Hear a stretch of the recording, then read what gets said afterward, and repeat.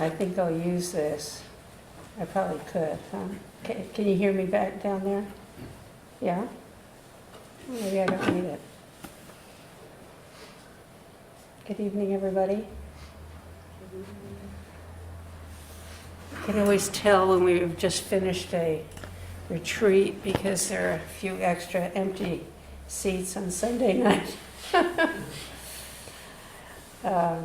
We just finished it's more like a workshop on the shadow parts of ourselves, the voices that we don't pay attention to in our own self. And I got a much clearer view of what they have to add to our understanding of how to be really human, how to be really genuine, how to stop trying to fight off certain aspects of ourself in a way that diminishes our energy and liberates the wisdom and the energy of the parts that don't get to be heard.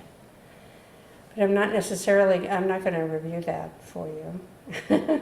But I hope you'll all come to the next one offered by Jogan Salzberg. He's terrifically gifted and articulate about these aspects of self. But I thought it would be really useful to just talk about the basic practice of sitting and breathing. We usually get a little fancier in what we talk about, but I'd like to be very plain about what we do when we sit down on the cushion, what goes into it, what that experience is about, and how to appreciate it even more, how to allow for it to fully unfold even more.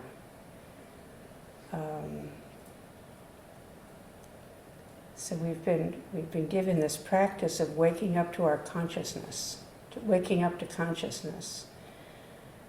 And Zazen is an essential part of the method, but Zazen is also our natural mind.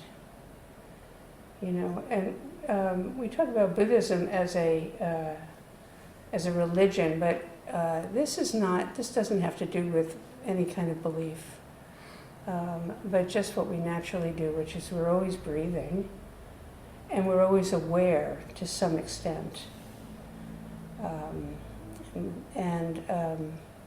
This awareness is often caged by habit and by narrative and by hurry up, the pressure to hurry up and to be productive.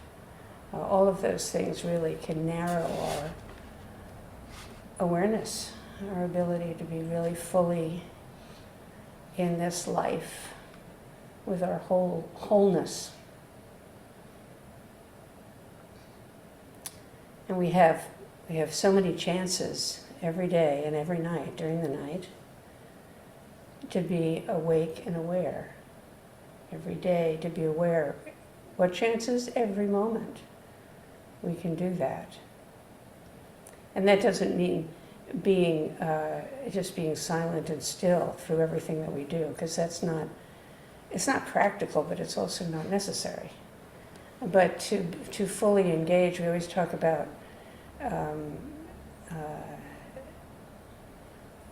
what do we always talk about?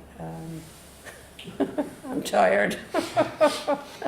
Trying to get the words out.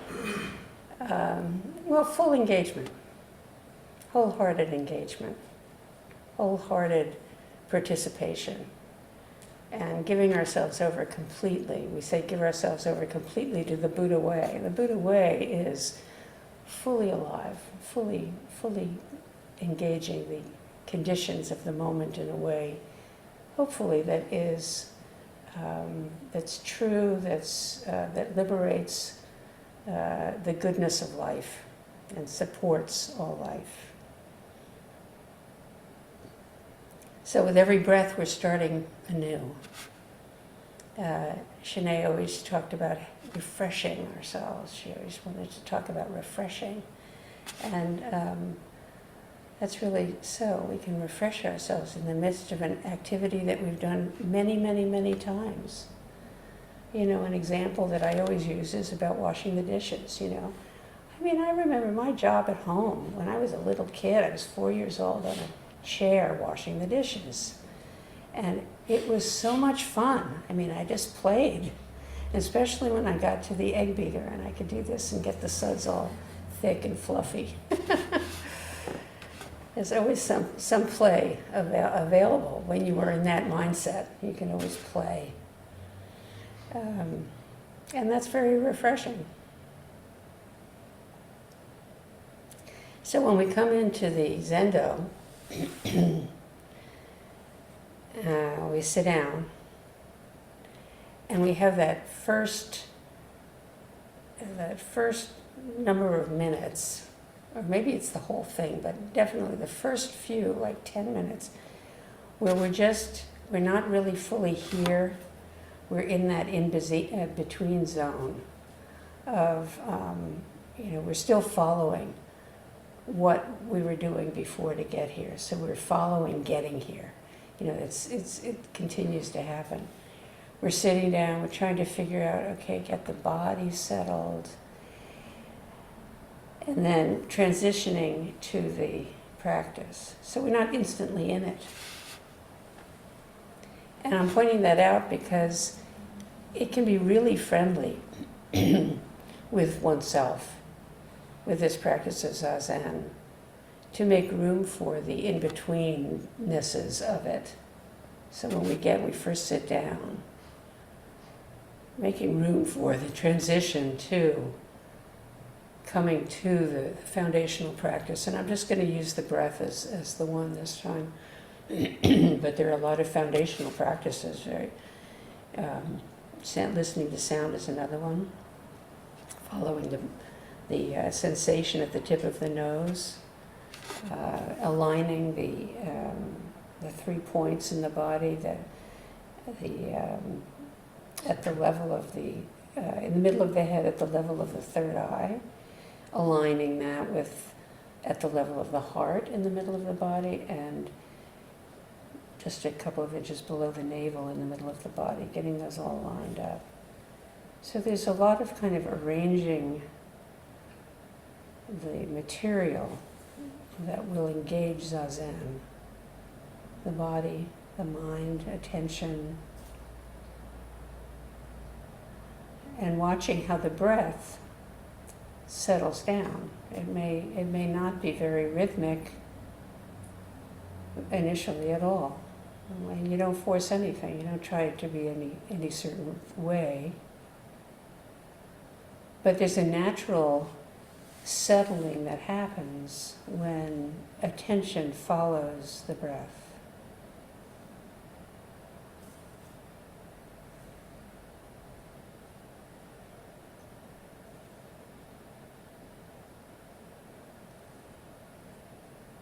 And we're often instructed to, especially initially when sitting,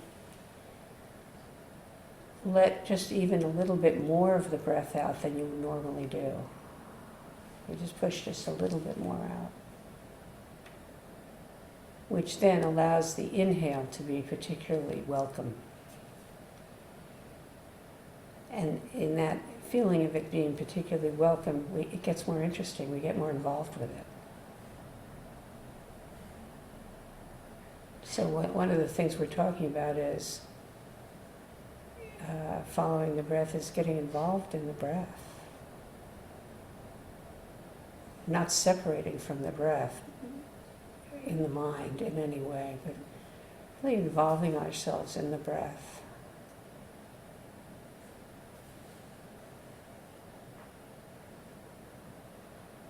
Sometimes a feeling of gratitude comes up. Warmth in the heart center, or warmth in the hara, that area, that energy center that runs between the hip bones below the navel. And we exhale, and we can exhale all the way down into that hara. That's a nice full breath, and it's very relaxed when we can actually breathe down into that area. It's the same relaxation that the body naturally does when we, that relief breath, just opens up the hara. So this is very natural. And just sit.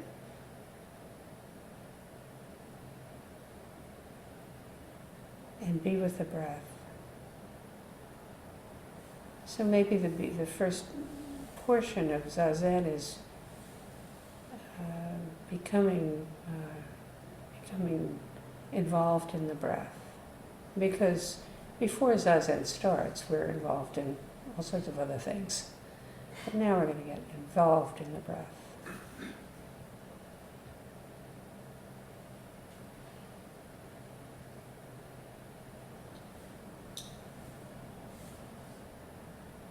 What we've left behind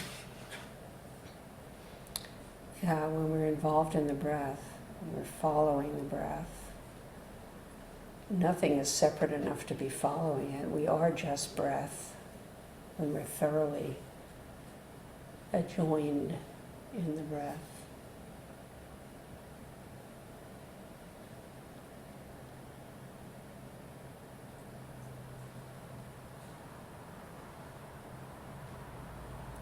But before that, what were we following?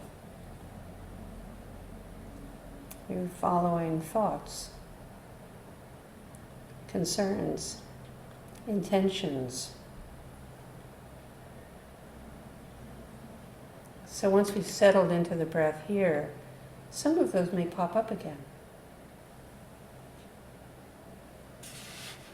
And we may begin to follow those.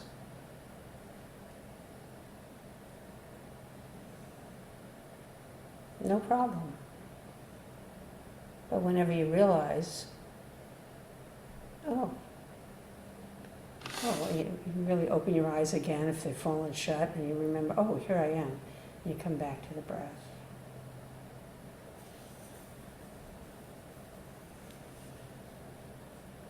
And you start following the familiar thoughts again. Planning something, designing something.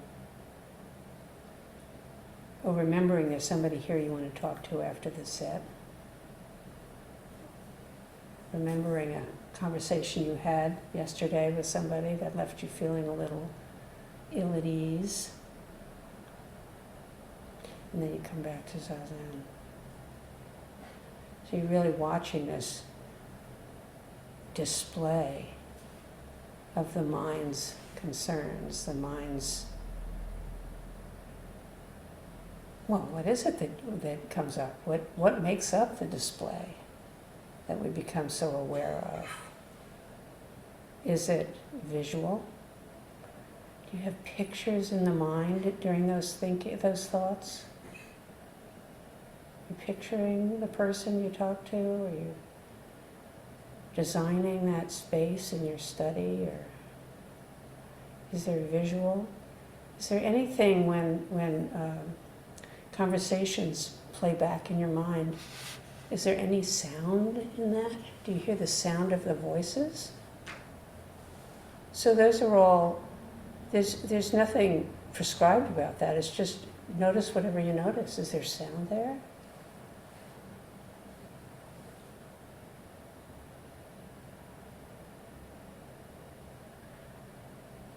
Being able to investigate what makes up these pathways of distraction highlights the awareness that's present. And then you just come back to just let that go. Because it's mind created, it's not even real. It's experienced, but it's not happening, except in the mind.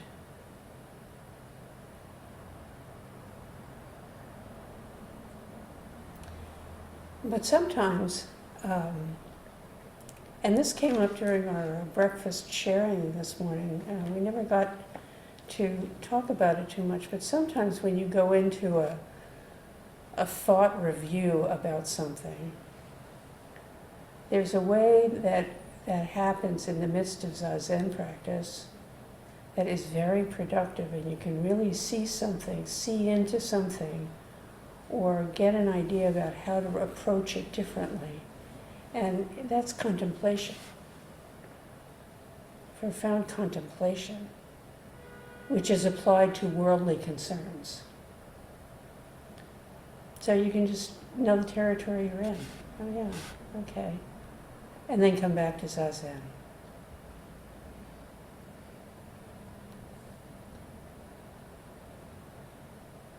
This contemplation that naturally arises in a life where you regularly do Zazen accounts for how you get a lot of things straightened out in your affairs. Because you've had a chance to consider them in a quiet mind and an unriled up energetic state with a broader awareness.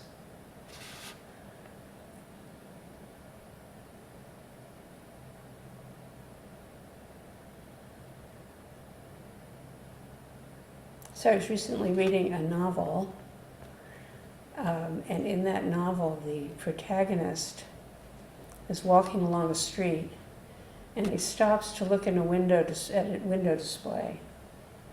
And when he does that, he notices a reflection in the window glass of a man across the street looking in a window.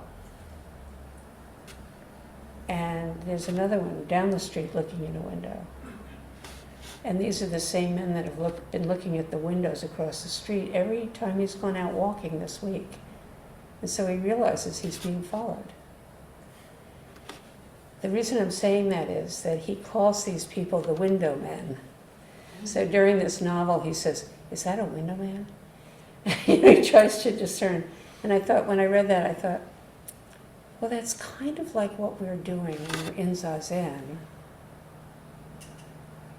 And we notice that we've gotten caught in a thought. We're looking at a window display. And somebody's following us. And the view that's following us is the view of awareness.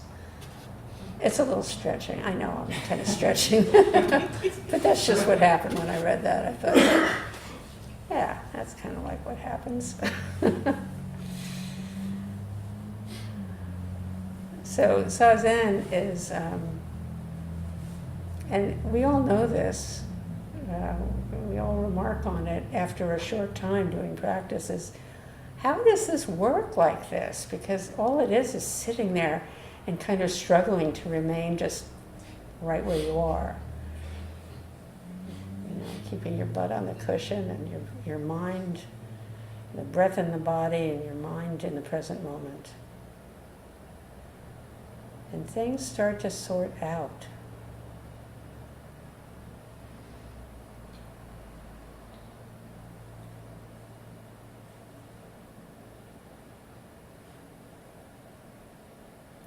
So you might be sitting in Zazen, and you think about something that's just been happening, and then you become aware, because you are paying attention. You become aware of the emotional valence that has arisen about whatever it is that you're thinking about. There's either gladness. I mean, sometimes I look up and I'll see somebody and they're smiling, and they're thinking of something really, really good. Or really frowning. Or I feel myself like I've been deep in a serious thought. So coming to appreciate all of the, we look at the 4 foundations of mindfulness and how they play out, how we can really get tuned into them in Zazen. What's going on in the body. What's going on in the body when you're going like this? falling asleep, and you just can't stay awake, and you can't figure out how to wake yourself up. What's happening in the body? What's making up that experience? Or tremendous sadness comes in. Well, the beauty of it is that in Zazen, if that happens during Zazen, the instruction is just experience it. And then that carries over when we're not in Zazen. Just experience whatever it is. This is not about some particular state, and it includes everything.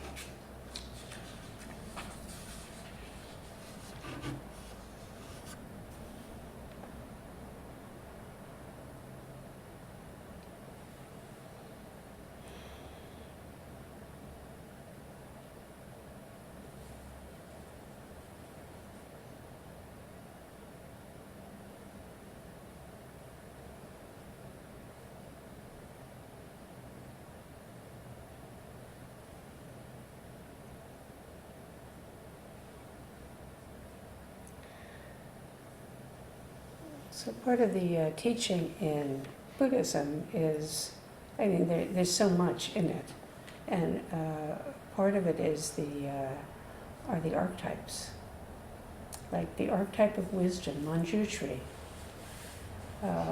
We have a Manjushri in the entrance area here. The Manjushri, Bodhisattva of wisdom, or the archetype of wisdom, and is pictured usually two ways, but like in the Vajrayana teaching, Manjushri has 7 aspects. But I wanted just to talk a little bit about 3 of those aspects. And one is that Manjushri, first of all, is of indeterminate gender, which is a good thing, because that it does not have, it's about a mind state that any of us can be subject to, and a quality of wisdom that all of us can benefit from and kind of find it's developing. And that the master Manjushri, Master Manjushri, has a flaming sword that cuts through delusion. And when we say delusion, generally what we're meaning is anything that we're laying on top of what actually is. Any meanings that are added, or viewpoints that we're not aware of, that are really having consequences for how we are behaving. Delusion. It's not judgmental. It's descriptive. It's like, it's not actually real. It's just in the mind. But it's real in that, one, it creates consequences. It creates an experience for us internally, and it influences how we behave in the world. In that way, it has reality. But if we were not thinking it and feeling it, it would not exist anywhere. So that's the sword that cuts, the flaming sword that cuts through delusion. And that's awareness. If not today, tomorrow. It just is very natural to be able to see the ways that our mind designs the world that we think is out there.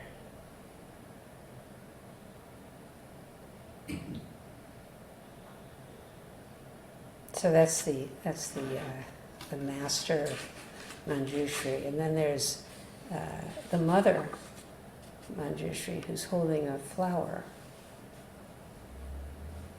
also known as Prajnaparamita, the fertile source of wisdom that we cultivate and embody in Zazen. This fertile source of just this, from which a clear view and a soft and open heart gains oxygen. and some room to function more fully. And then there's the spiritual child, Manjushri, known as a bodhisattva, and known as starting over, sitting down today, this morning, on the cushion and engaging zazen. That's the child, Manjushri, that we enact. Whenever we begin again, we begin afresh.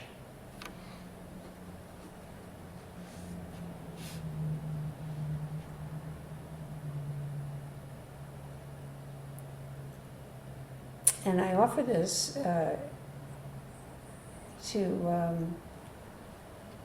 in the spirit of kind of celebrating what we all contain, how we all be.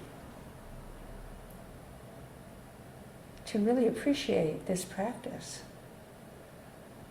And you know, thoughts like this and images like this encourage us, inspire me to practice. They confirm that this is the most important thing to do as a human being, because this is the thing that unlocks the wealth of consciousness and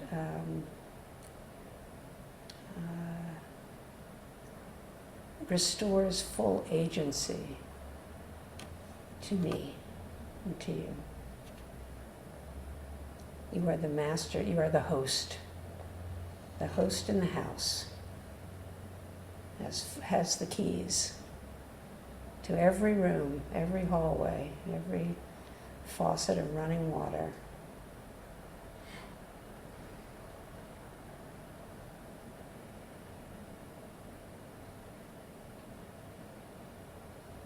So there's a chant that we do called The Identity of Relative and Absolute by Shitu.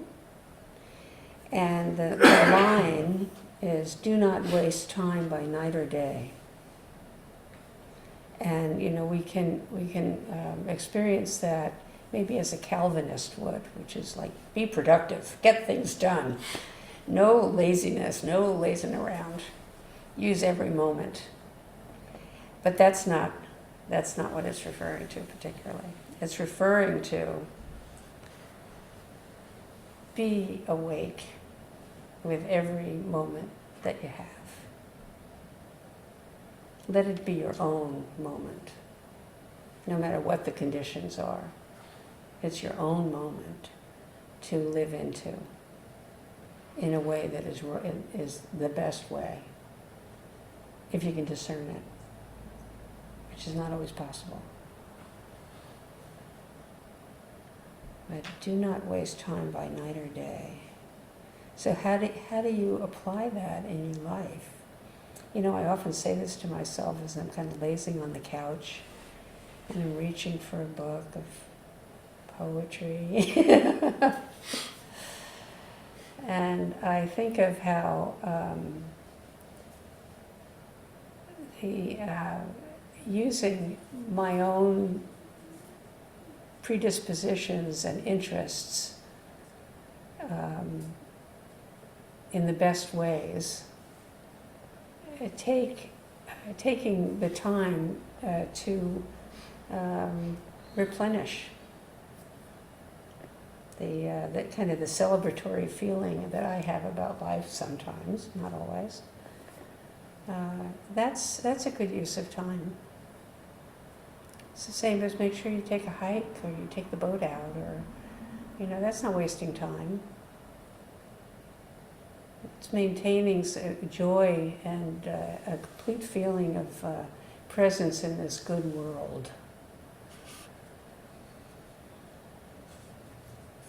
Just as do not waste time when you're in the supermarket and there's a long line waiting to check out. We have a choice, you know, whether it can be a time to just practice zazen there, or to have a conversation with a neighbor that is encouraging and kind, with a person who checks you out. Imagine that all day, standing there, just pressing buttons, and then somebody grumping at you. So using that time well, and remembering that that's a life that you can add a moment of goodness to. That's just a couple of examples, but we have our whole life, our whole day has so many possibilities.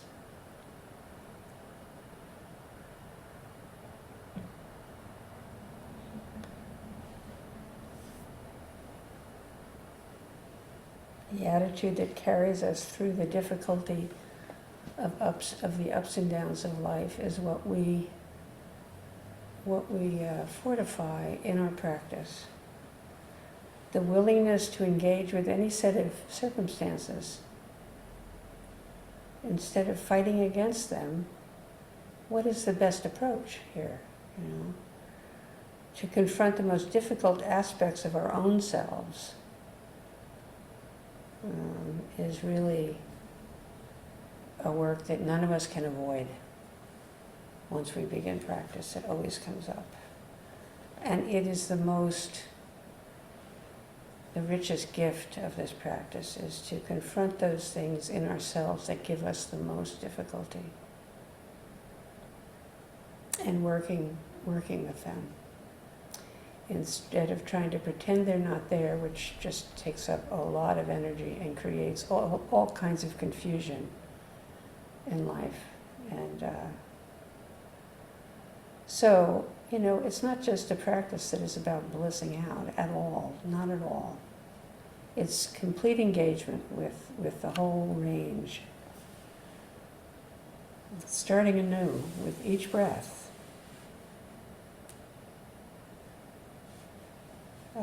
There's this koan, a lot of you are probably familiar with it. A monk asked Tozan, who is also in the Japanese, in our lineage. Tozan is the Japanese version of Dongshan Yangje, who is in the Chinese lineage of White Plum. And it goes like this. A monk goes to Tozan and says, "Oh, it's so hot. How's it possible to escape the heat?" And the master says, "Well, why don't you go to a place where there is no heat?" And the monk says, "Well, where is that? Or how do I do that?" And Tozan says, "When it's hot, let the heat kill you. Be hot. When it's cold, be cold." In other words, no matter what, let it really be as it is. Be willing to experience the whole range of human experience. And then what happens is we really come into our full humanity, which is worth a life. Being fully human. And, one of the things is in the Heart Sutra, there is no fear. Once we have faced everything, every part of ourself, every emotion, every dreaded kind of situation, then it dissolves the fear. Because it's known. What is not known can be infinite. What's known is just what it is.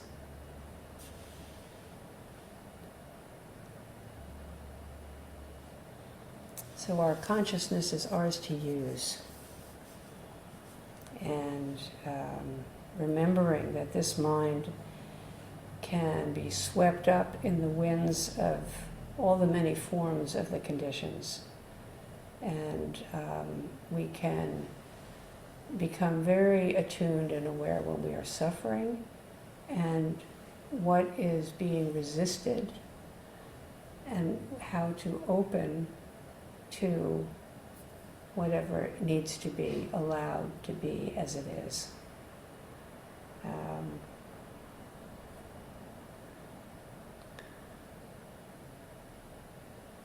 So, do appreciate your Zazen practice. There's nothing to accomplish but just really being real, right as you are.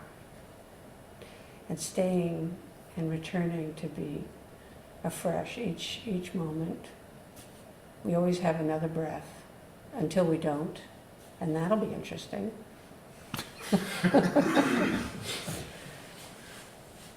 So let's use them well.